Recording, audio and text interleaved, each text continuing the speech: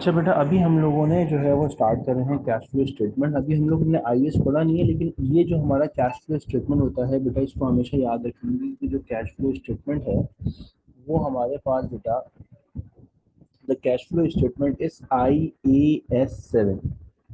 ठीक है, IAS 7 जो है ये बेटा, this is the part of cash flow statement.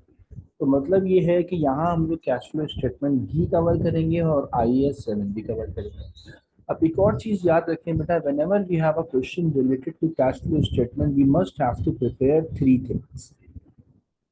Number one, we must have operating profit. हमारे पास बेटा हमेशा बेटा क्या होना चाहिए? ऑपरेटिंग प्रॉफिट होना चाहिए। सेकेंडली हम बनाएंगे बेटा कैश फ्लो फ्रॉम ऑपरेटिंग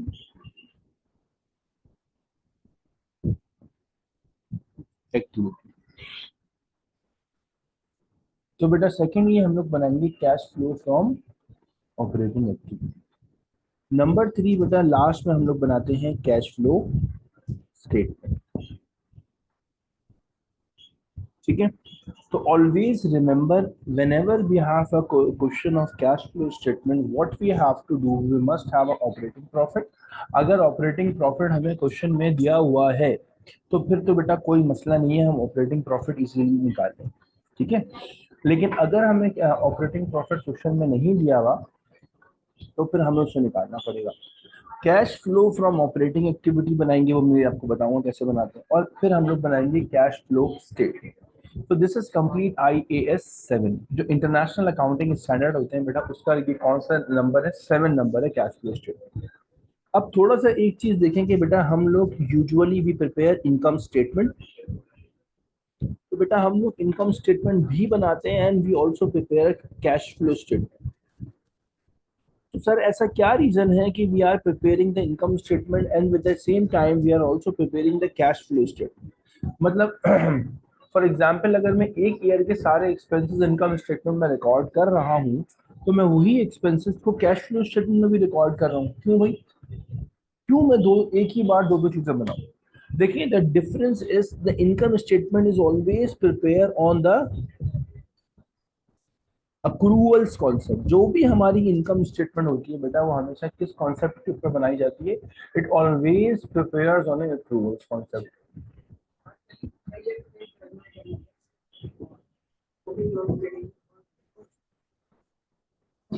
अच्छा भाई, नंबर और cash flow statement is always prepare on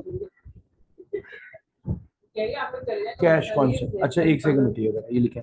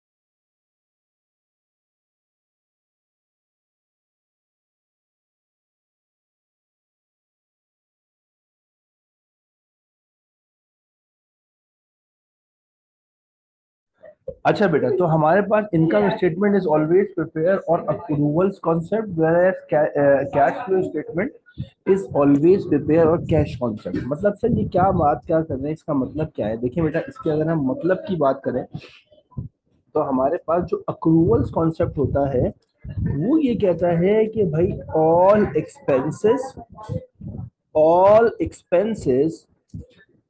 और इनकम will be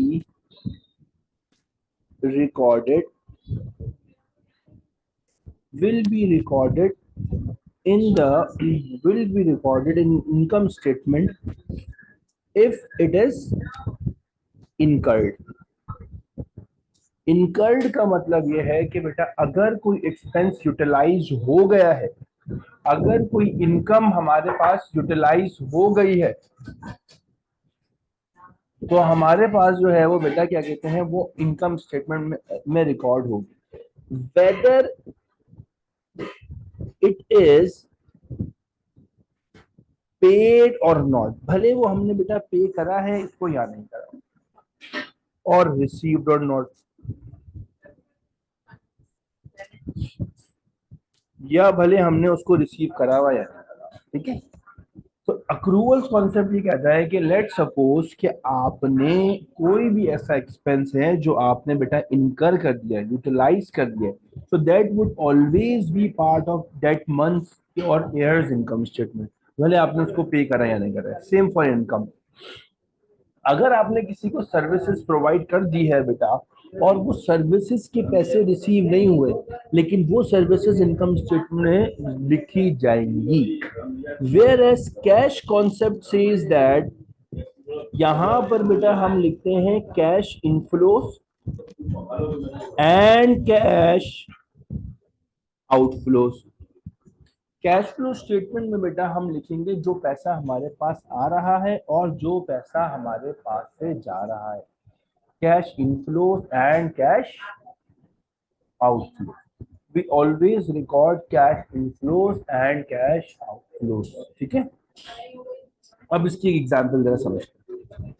देखिए बेटा, चैप्टर तो हमें पढ़ना है, लेकिन उससे पढ़ने से पहले हमारा अगर कॉन्सेप्ट क्लियर होगा तो that would be a very important thing कि हम क्यों कैश फ्लो बनाते हैं।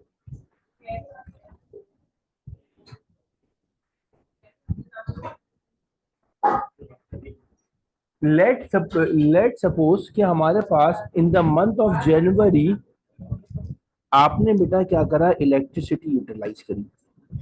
ठीक है भाई, अब ये जो आपने इलेक्ट्रिसिटी बेटा यूटिलाइज करी है इन द मंथ ऑफ जनवरी, ये आपके पास बेटा इसको आपने पे करा है, paid in the month of Feb, और आपने इसको बेटा फेब के मंथ में पे करा है। ठीक है, याद रखिएगा कि हमने इलेक्ट्रिसिटी को यूटिलाइज करा है बेटा किस मंथ में, बेटा हमने उसको यूटिलाइज करा है in the month of January, हमने उसको इनकर करा है बेटा in the month of January, and we have paid it in the month of Feb. तो इनकम स्टेटमेंट में बेटा हम उसको रिकॉर्ड करेंगे in the month of January, जिसमें हमने उसको यूटिलाइज किया है, उस मंथ में हम इसको रिकॉर्ड करेंगे।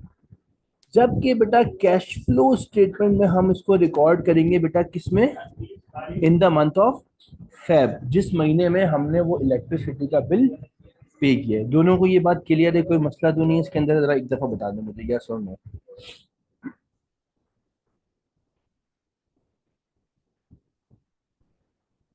बेटा आप दोनों से पूछ रहा हूँ, इस बात में कोई अंडरस्टैंडिंग है, समझ आ रहा है, कोई मसला तो नहीं है? जैसे समझ आ गया। समझ आ गई सर, ठीक है। अब आ जाते हैं बेटा जरा हम लोग कैश फ्लो स्टेटमेंट के ऊपर। देखिए, मैंने कैश फ्लो स्टेटमेंट जो हमारे पास होती है, इन कैश फ्लो स्टेटमेंट का पहला कॉन्सेप्ट तो मैंने आपको बता दिया है कि इन कैश फ्लो स्टेटमेंट क्यों बनाते हैं, because we record here the cash inflows and cash outflows. The first step is to calculate operating profit. याद रखिएगा बेटा, operating profit is also called profit before interest and tax. Operating profit is also called profit before interest and tax. अच्छा, एक तरीका तो operating profit निकालने का ये है कि बेटा जो हम नॉर्मल करते हैं कि सेल्स में से हम लोग माइनस करेंगे कॉस्ट ऑफ गुड्स सोल्ड, या हमारे पास आ जाएगा ग्रॉस प्रॉफिट। ग्रॉस प्रॉफिट में से बेटा हम लोग माइनस करेंगे operating expenses, operating expenses minus करेंगे तो हमारे पास बेटा क्या आ जाएगा, हमारा ऑपरेटिंग प्रॉफिट आ जाएगा। ये बड़ा आसान तरीका है।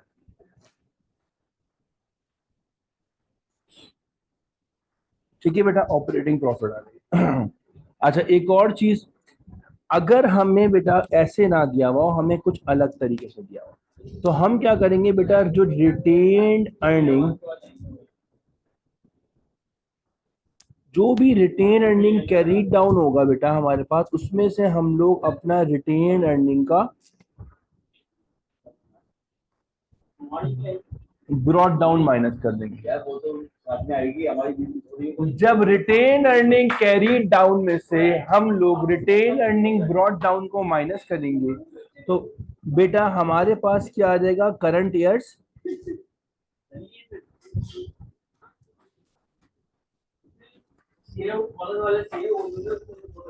करंट ईयर्स रिटेन अर्निंग आ जाएगी। इस करंट ईयर रिटेन अर्निंग्स के अंदर बेटा हम लोग डिविडेंड्स को ऐड करेंगे। इसको बेटा हम इसके अंदर बेटा हम लोग ऐड करते हैं, आपका अल्लाह भला करे, ट्रांसफर टू जनरल रिजर्व को। ठीक है बेटा, इसके अंदर बेटा हम लोग ऐड करेंगे डिविडेंड को, इसके अंदर बेटा हम लोग ऐड करेंगे ट्रांसफर टू जनरल रिजर्व। जब बेटा हम लोग ऐड करेंगे तो बेटा हमारे पास बेटा इसके अंदर क्या आ जाएगा, ऐड करने के बाद हमारे पास आ जाएगा profit after interest and tax आ जाएगा। Profit after interest and tax के अंदर बेटा हम लोग इंटरेस्ट को ऐड करेंगे, तो हमारे पास आ जाएगा profit after interest, sorry profit,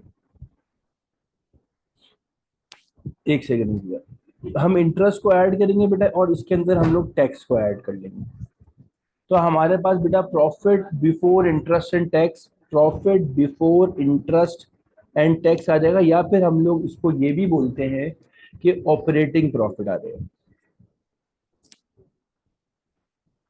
ठीक है, अब जो ये वाला पॉइंट है ना बेटा, दूसरा वाला जो मैंने अभी किया, इसमें मैंने क्या किया जरा मैं आपको समझाता हूँ। देखिए बेटा, ये हमें एक statement of changes in equity बना के दी हुई होगी ऑलरेडी। हमने क्या करा, रिटेन अर्निंग कैरी डाउन में से ब्रॉड डाउन को माइनस करा, जो डिविडेंड माइनस हो रहा है उसको ऐड कर लिया, और हमारे पास अगर कुछ ट्रांसफर टू जनरल रिजर्व है उसको भी ऐड कर लिया। जब हम ये करेंगे तो बेटा हमारे पास प्रॉफिट फॉर द ईयर आ जाएगा।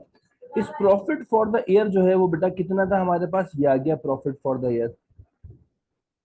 लेट सपोज ये प्रॉफिट आफ्टर टैक्स वाली चीज आ जाएगी, प्रॉफिट फॉर द ईयर जो है, इसमें हम लोगों ने टैक्स और इंटरेस्ट को ऐड किया, तो एट द एंड बेटा हमारे पास क्या आ गया, प्रॉफिट फ्रॉम ऑपरेशन आ जाएगा, ये वाला आ जाएगा ऊपर वाला। तो बेसिकली जो ये वाला पॉइंट है, ये तो पहला वाला जो है, ये तो स्ट्रेट अवे सीधा सीधा ऑपरेटिंग प्रॉफिट निकालने का तरीका है।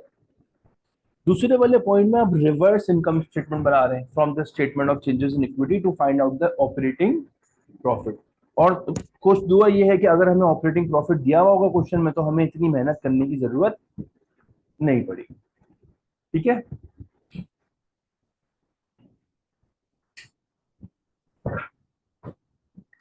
यहां तक कोई मसला आपको चीज समझ में आ गई?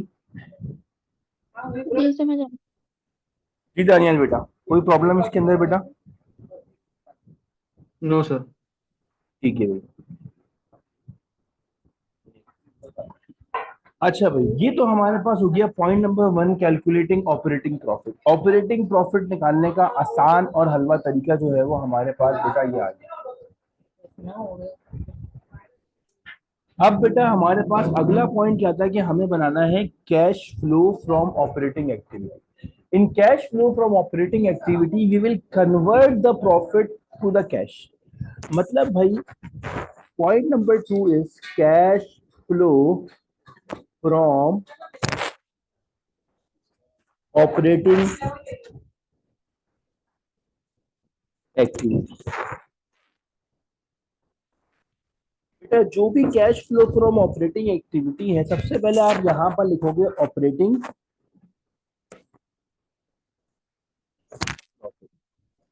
या फिर बेटा हमारे पास आ रहा होगा ऑपरेटिंग लॉस। ठीक है, या तो हमारे पास आ जाएगा ऑपरेटिंग प्रॉफिट, या फिर आ जाएगा हमारे पास ऑपरेटिंग लॉस, जो हमने पॉइंट नंबर 1 में निकाला होगा।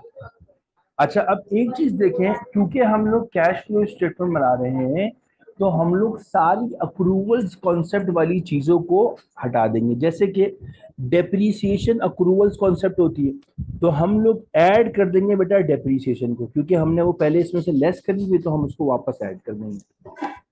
ऐड कर देंगे हम लोग बेटा लॉस ऑन डिस्पोजल को, लेस कर देंगे बेटा हम लोग गेन ऑन डिस्पोजल को।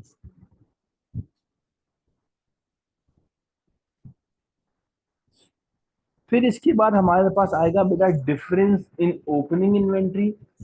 अच्छा, अब ये देखिए, increase in inventory, decrease in inventory.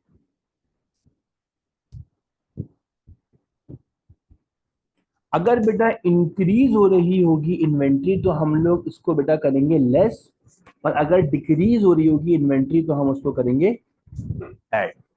Sir ये क्यों भाई कि इन्वेंट्री डिक्रीज हो रही है तो हम उसको ऐड कर रहे हैं, और इंक्रीज हो रही है तो हम लोग उसको माइनस कर रहे हैं। अच्छा, मुझे एक बात बताएं, अगर इन्वेंट्री इंक्रीज होगी तो हमने, इसका मतलब है इन्वेंट्री परचेज करी है, तो इसका मतलब कैश आउटफ्लो होगा या इनफ्लो होगा?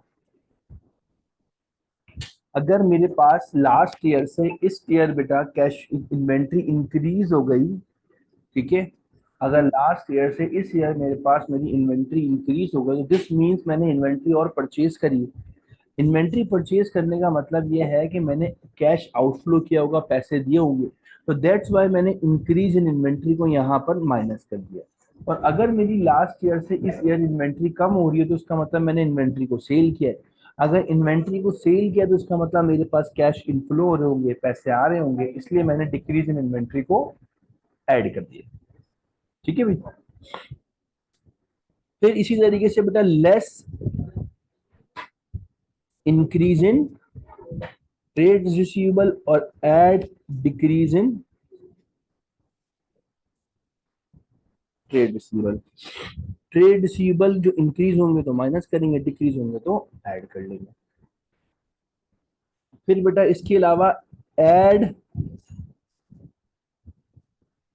इंक्रीज इन ट्रेड पेबल और less decrease in trade payable. अगर ट्रेड पेबल कम हो रहे हैं तो इसका मतलब हमारे पास कैश आउटफ्लो होगा, हमने पे किया है, तो बेटा हम लोग जो है वो उनको पे कर देंगे।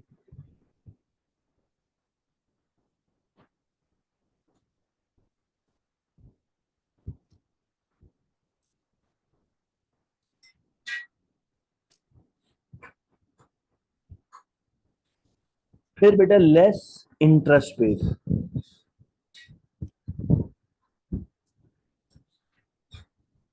और बेटा हमारे पास less tax paid. Interest paid और टैक्स पेड को माइनस करेंगे तो हमारे पास आ जाएगा cash flow from operating activity. मतलब बेटा जो हमने ऑपरेटिंग एक्टिविटी करी है, वो हमारे पास, मतलब जो हमने ट्रेडिंग करी है, पैसे कमाए हैं, बेचे हैं, आगे सब कुछ करा है, उससे हमने कितना कैश अर्न किया।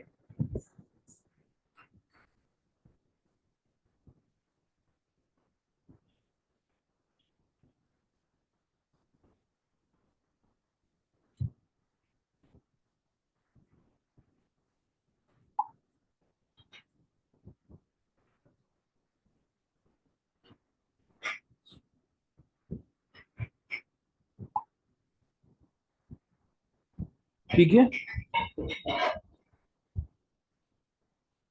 तो ये बेटा, अच्छा एक और चीज देखें, एक हमारे पास इंटरेस्ट की वैल्यू वो होगी जो आपको यहाँ इनकम स्टेटमेंट में दी हुई। ये वाला इंटरेस्ट हमारे पास वो होता है जो इंटरेस्ट चार्ज है। और ये वाला इंटरेस्ट वो होता है जो इंटरेस्ट पेड है। अब इंटरेस्ट चार्ज और इंटरेस्ट पेड में क्या फर्क है, जरा देखिए। इंटरेस्ट चार्ज का मतलब है कि आपने लेट सपोज 1 लाख रुपए का लोन लिया, इसमें 8% का आप इंटरेस्ट दे रहे हैं, तो 8,000 रुपए का इंटरेस्ट हो गया पूरे ईयर का। ये होता है इंटरेस्ट चार्ज जो पूरे ईयर का है। इसमें से बेटा आपने 6,000 अभी पे करा है और 2,000 पे नहीं करा, ये है इंटरेस्ट पेड। पेड वाला आएगा हमारे पास कैश फ्लो के अंदर, और चार्ज वाला हमारे पास आएगा इनकम स्टेटमेंट के अंदर।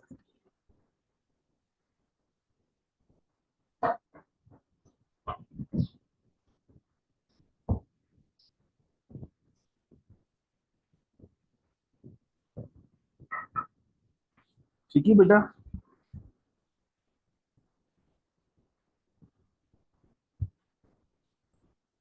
तो हमारे पास याद इसी तरीके से टैक्स का भी यही सीन है। टैक्स चार्ज जो होगा ना हमारे पास बेटा, वो टैक्स चार्ज जो है बेटा हमारे पास आएगा इनकम स्टेटमेंट में आता है, और जो टैक्स पेड होता है बेटा हम उसको रिकॉर्ड करते हैं cash flow statement.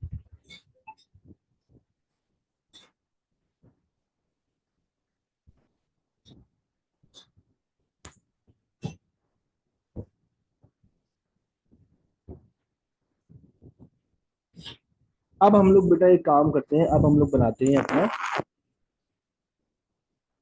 Cash flow statement. Cash flow statement में जो हमारा पॉइंट नंबर 3 है बेटा, सबसे पहले हम क्या करेंगे, cash flow from operating activity लिख देंगे, जो आपने बेटा कहाँ निकाला होगा, ऊपर पॉइंट नंबर 2 में। पॉजिटिव आ रहा होगा तो पॉजिटिव, नेगेटिव आ रहा होगा तो नेगेटिव। फिर एक हेडिंग डालेंगे cash flow from investing activity. एक आता है हमारे पास purchase of non current asset, और एक बेटा हमारे पास आता है sale of non current asset, और इसके अलावा एनी इन्वेस्टमेंट मेड और एनी इन्वेस्टमेंट रिटर्न। कोई इन्वेस्टमेंट अगर हम लोगों ने करी है, देखिए purchase of non current asset होगा तो कैश आउटफ्लो होगा, तो हम लोग नेगेटिव में लिखेंगे। Sale of non current asset होगा तो कैश इनफ्लो होगा। इन्वेस्टमेंट कोई करेंगे तो वो भी कैश आउटफ्लो होगा। इन्वेस्टमेंट कोई रिटर्न होगी तो वो कैश इनफ्लो होगा। यहाँ पर अगर पॉजिटिव आएगा तो पॉजिटिव, नेगेटिव आएगा तो नेगेटिव, इस तरह से लिख देंगे एडजस्ट करके। फिर बेटा इसके बाद हमारे पास आता है cash flow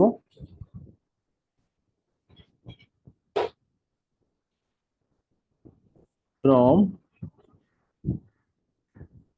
financing activity.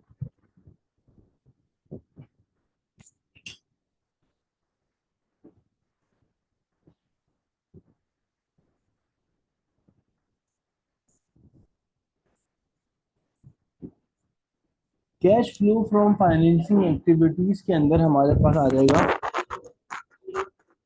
Issue of shares. अगर शेयर इशूड होंगे तो हमारे पास पॉजिटिव में आएगा। इसके अलावा हमारे पास डिविडेंड पेड,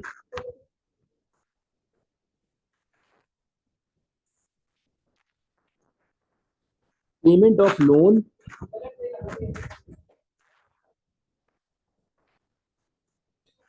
लोन रिसीव्ड।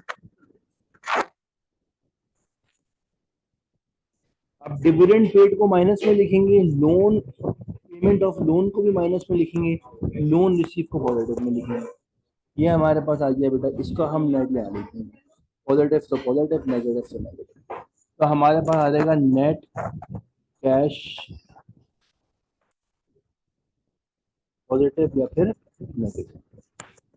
उसके बाद हमारे पास आ जाएगा ओपनिंग कैश एंड कैश।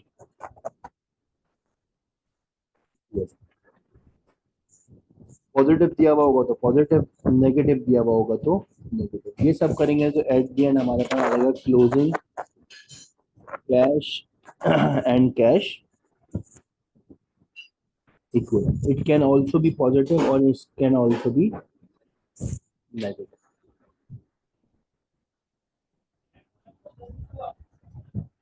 ठीक है, तो इस तरह से बेटा हम लोग क्या करेंगे, अपना एक कैश फ्लो स्टेटमेंट बनाएंगे।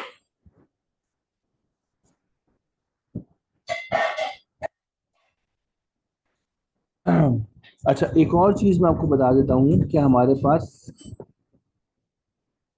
जो है वो बेटा कैश एंड कैश इक्विवेलेंट किसको कहते हैं।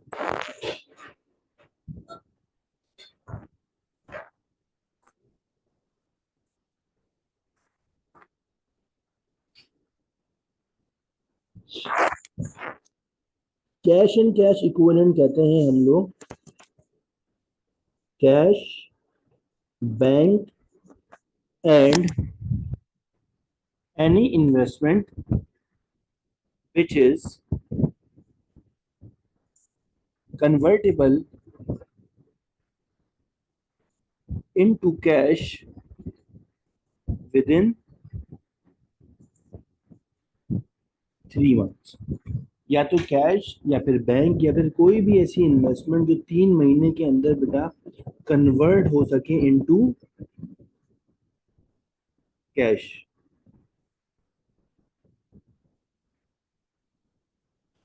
ठीक है, उसको हम लोग कैश एंड कैश इक्विवेलेंट में काम करते हैं।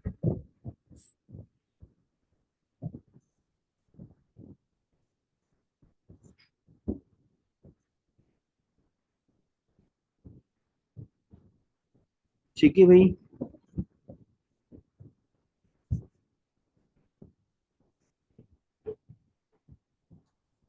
समझ में आया आपको? इन सब चीजों में आपको कोई मसला, कोई प्रॉब्लम, कोई इशू तो नहीं है बेटा? नहीं सर। जी दानियल बेटा, कोई मसला? सर मुझे समझ नहीं है इसमें आप टैक्स पेड किस तरह निकालते हैं? टैक्स पेड किस तरह निकालते हैं वो मैं आपको बताऊंगा कैसे निकालते हैं। ठीक है, देखिए अब चले अभी बताया था, वैसे तो सवाल के साथ बताया तो अच्छा समझ में आया था, लेकिन एक सेकंड देखिए, हमारे पास हमने आप लोगों ने पहले एक एक्सपेंस अकाउंट पढ़ा हुआ है, पढ़ा हुआ होगा, और एक हमारे पास हम लोगों ने पढ़ा हुआ होगा इनकम अकाउंट। एक्सपेंस अकाउंट है बेटा, वो कैसे बनाते हैं हम लोग? प्रीपेड, अक्रूड, अक्रूड, प्रीपेड, और यहाँ पर हमारे पास आता है बैंक।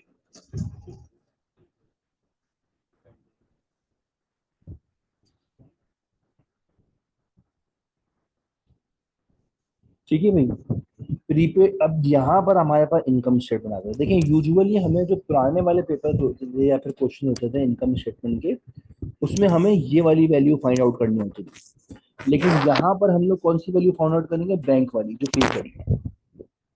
जो हमारे पास इनकम स्टेटमेंट के क्वेश्चंस होते थे बेटा, यूजुअली उसके अंदर हम लोग जो है वो इनकम स्टेटमेंट की वैल्यूज को फाइंड आउट करते थे। इन क्वेश्चंस के अंदर इनकम स्टेटमेंट की वैल्यू दी हुई होगी और हम लोग फाइंड आउट करेंगे किसकी वैल्यू बेटा?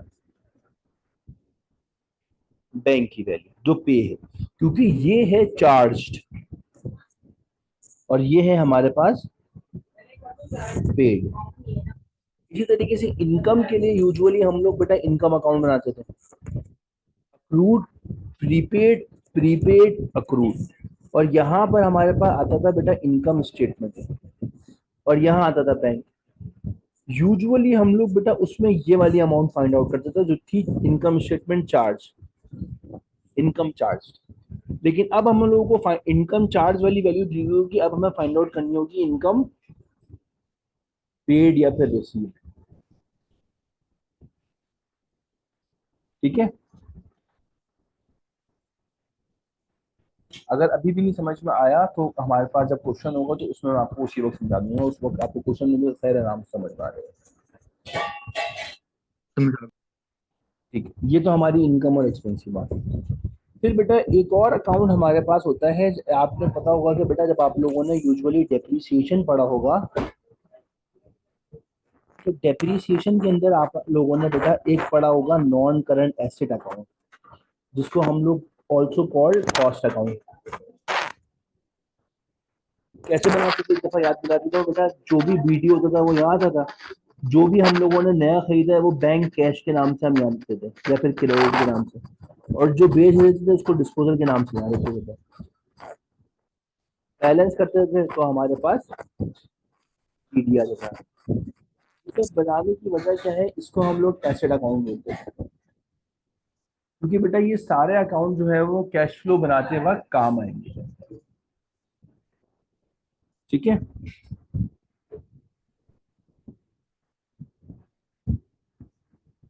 फिर बेटा दूसरा अकाउंट हमारे पास होता था प्रोविजन फॉर डेप्रीसिएशन अकाउंट।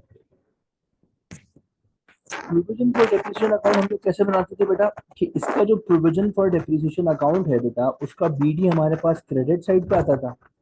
जो depreciation for the year charge करते हैं वो इनकम स्टेटमेंट के नाम से नाम। जो एसेट बेच दिया बेटा उसकी सारी डेप्रीसिएशन डिस्पोजल के नाम से नाम। बैलेंस जब हम लोग करते थे तो हमारे पास यहाँ पर आ जाता था बैलेंस कैरीज डाउन, और यहाँ आ जाएगा बैलेंस।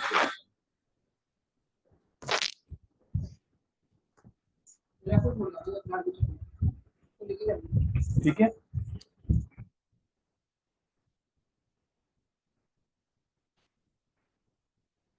इसी तरह से हमारे पास डिस्पोजल के बाद बेटा हम लोगों ने पढ़ा होगा disposal account. Provision for depreciation के अलावा हमने पढ़ा डिस्पोजल अकाउंट।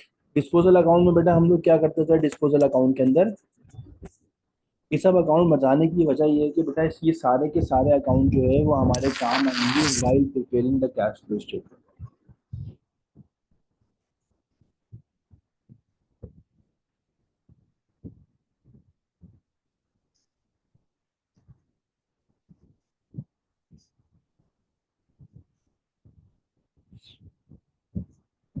यहाँ पर जो एसेट बेचा है उसकी कॉस्ट, यहाँ पर उसकी प्रोसीड्स कि उसको कितने का बेचा है, यहाँ पर उसकी प्रोविजन फॉर डेप्रिसिएशन। जब बैलेंस करेंगे तो हमारे पास यहाँ पर आ जाता था लॉस ऑन डिस्पोजल या फिर गेन, सॉरी यहाँ पर हमारे पास आएगा गेन ऑन डिस्पोजल और यहाँ हमारे पास आएगा लॉस ऑन डिस्पोजल। तो ये अकाउंट आ जाएगा।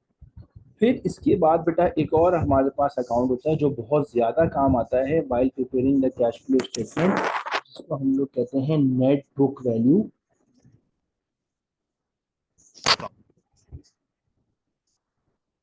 जो नेट बुक वैल्यू का अकाउंट हमारे पास होता है बेटा, इसके अंदर हम लोग क्या करते हैं, क्योंकि आपके एसेट्स है बेटा उसकी जो भी नेट बुक वैल्यू होगी उसको आप ब्रॉड डाउन को यहाँ लिखेंगे, उसका एसेट परचेज किया बेटा वो यहाँ आ जाएगा, जो एसेट बेचा है वो यहाँ आ जाएगा डिस्पोजल के नाम से, लेकिन अपनी नेट बुक वैल्यू पर आएगा। जो इनकम स्टेटमेंट चार्ज करी है बेटा डेप्रीसिएशन, वो डेप्रीसिएशन यहाँ आ जाएगी। और यहाँ पर हमारे पास जो आपने जो है वो क्या कहते हैं बैलेंस कैरी बना देगा, इसको हम लोग बैलेंस ऑफ करेंगे। ये हमारे पास नेट बुक वैल्यू का अकाउंट आ गया। अब इंशाल्लाह हमारी जो कल वाली क्लास होगी उस क्लास के टाइमिंग में आप लोगों को कम्युनिकेट कर दूंगा, और उसके अंदर what we have to do, हम लोग क्या करेंगे बेटा, we will be preparing the cash flow statement से क्वेश्चन करेंगे। जब तक आप लोगों से मेरी रिक्वेस्ट है कि बेटा प्लीज़ आप लोग अपने लिमिटेड कंपनीज के जितने भी क्वेश्चन हैं वो कंप्लीट कर लें, क्योंकि कैश फ्लो स्टेटमेंट थोड़ा सा लिमिटेड कंपनी से लिंक्ड है, वरना आप लोगों को सारी चीज़ें समझ में नहीं आएंगी। ठीक है। तो अभी हम लोग फिलहाल क्लास को यहाँ पर एंड करते हैं। यहाँ पर हम लोगों ने अपना पूरा कैश फ्लो स्टेटमेंट कवर कर लिया। आप लोग अपना मुझे होमवर्क प्लीज सेंड कर दें जो आप लोगों ने कर लिया है। ठीक है। पार्टनरशिप डिस्ट्रीब्यूशन का भी, और इसके अलावा बेटा हमारे पास जो है वो आपका लिमिटेड कंपनी। ठीक है। ओके। चलिए, थैंक यू सो मच। अल्लाह हाफिज़। अल्लाह हाफिज़।